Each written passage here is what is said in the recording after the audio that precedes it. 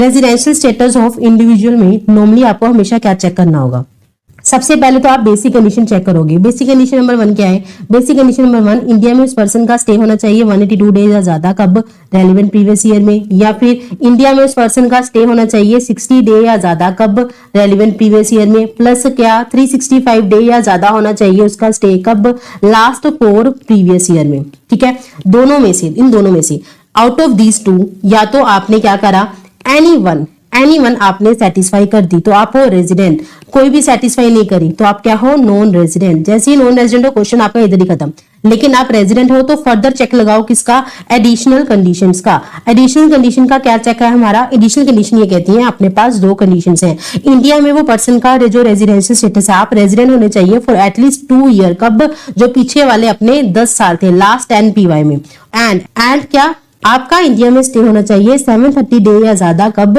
In last 7 PY। ठीक है, अगर तो आपने ये दोनों ही कंडीशन, बोथ, यहां पर ध्यान रखना, बोथ सेटिस्फाई कर दी तो आपका रेजिडेंशियल स्टेटस क्या है? ROR। मान लीजिए आपने एक करी या आपने नन करी, कोई भी नहीं करी, तो आपका स्टेटस क्या है? RNOR। इतना ज्यादा सिंपल है। प्लस साथ ही साथ एक और बात ध्यान रखो, स्पेशल केसेस 3 थे जहां पर आपको सिर्फ बेसिक कंडीशन पहली वाली चेक करनी होती है, 182 डेज वाली ही। वो कौन से केसेस थे? कि इंडियन सिटीजन है, इंडिया को छोड़कर जा रहा है एम्प्लॉयमेंट पर्पज के लिए, इंडियन सिटीजन इंडिया को छोड़कर जा रहा है as a crew member of Indian ship, Indian citizen है या पर्सन ऑफ इंडियन रीजन है, इंडिया में आ रहे हैं फॉर विजिट टू इंडिया, बाहर रहते हैं, इंडिया में विजिट के लिए आ रहे हैं। उस केसेस में, इन तीनों केसेस में आपको बेसिक कंडीशन सिर्फ 182 डेज वाली ही चेक करनी है। अगर 182 डेज वाली कंडीशन यहाँ पर वो सेटिस्फाई करते हैं तो आप रेजिडेंट हो, अदरवाइज आप बन जाओगे नॉन रेजिडेंट। ठीक है, बताओ क्लियर है सब बच्चों को यहाँ तक? नाउ नेक्स्ट पॉइंट अमेंडमेंट से रिलेटेड है। असेसमेंट ईयर 2021 और 22 को अमेंडमेंट आई थी इस पॉइंट में।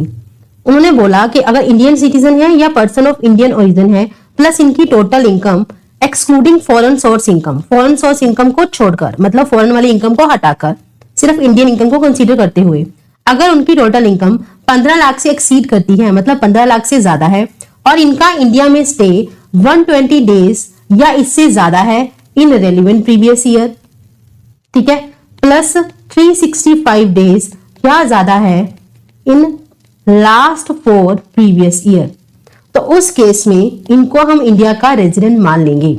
इसके अलावा एक और अमेंडमेंट आई।